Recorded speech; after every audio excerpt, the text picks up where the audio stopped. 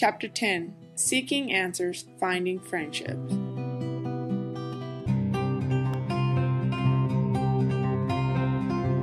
He had hiked all day. He had thought about going to the spot where he had gotten lost originally, but opted instead to stay in the back country by Subway Canyon. Todd was now 21. He had had a hard time of it in his life, never really being able to stay on track. He had dreams about his time in Zion ever since he had gotten lost that fateful night. A week ago he had a horrible dream, and when he woke he knew he needed to venture into the canyon again. Maybe his friend could bring some light to his life. He sat by the fire and stared out into the night, waiting, listening, hoping. Tyos had been out getting food when the smell hit his nose. He smiled. That was a smell he had not expected ever to smell again.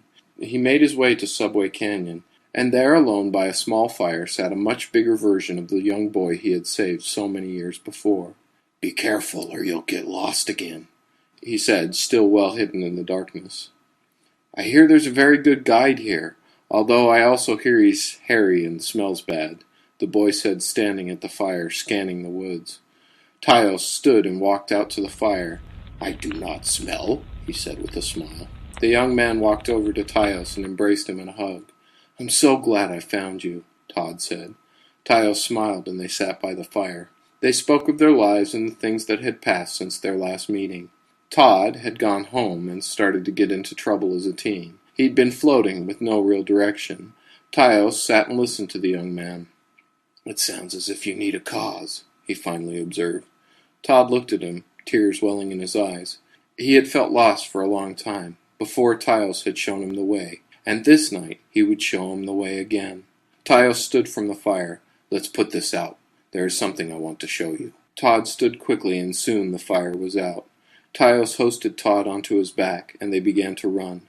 Within 3 hours they sat on the great arch of Zion. They sat on the rock looking out over the dark canyon. Tyos sat near the edge, and Todd next to him. "Love," Tyos said. "Love?" Todd asked, confused.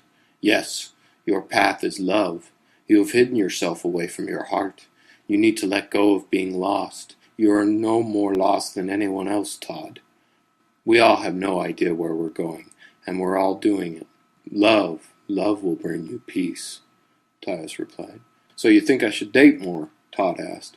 Tyos laughed. "Well, maybe. But no, Todd. You have spent your life focused on the bad in the world, and only love can stop that. But that love can come from a good friend," Tyos said, and laid his paw over Todd's shoulder. Todd broke down, the weight of his life crushing in on him. But here, in the most unlikely circumstances, he felt safe. Years of suppressed tears flowing from his eyes. He sat and sobbed into Tyos for close to an hour. "Look," Tyos said. The sun had begun peeking over the canyon wall and bathing the amazing view in a calming morning light. Todd's breath caught when faced with the beauty, the tears stopping, and he sat in awe. "You, my young friend, have many mornings to see before you are done. The key is to appreciate each morning, to find beauty in every situation," Tyos said. "We are lost, but every morning the sun leads our way," Tyos said obscurely. However, Todd understood. His dreams had been right. Tyos had showed him the way again. They sat in silence and let the sun rise. Tyos returned Todd to his campsite. Todd gave him a hug goodbye. "I will come back next year. Will you be here?" Todd asked. "Yes, and next year I will wash up in the river before I come, as to not offend your nose," Tyos said with a big grin on his face. Tyos disappeared into the woods. Todd sighed. "Thanks again, Tyos," he said.